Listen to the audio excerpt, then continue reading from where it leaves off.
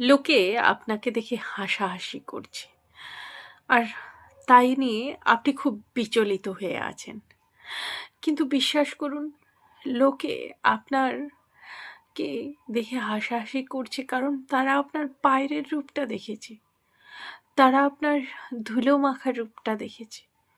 কিন্তু সেই ধুলো মাখা রূপের আড়ালে যে আপনার অক্লান্ত পরিশ্রম আছে, মাটির সঙ্গে আপনার কতটা একাত্ম বোধ আছে, সেটা ওনারা দেখেননি। আর আসলেই আপনি আপনার জায়গায় ঠিক, ওদের কথা একেবারে কান দেবেন না। কারণ একটা কথা জানেন তো, আমাদের মাটিতেই শুরু, আবার মাটিতেই শেষ।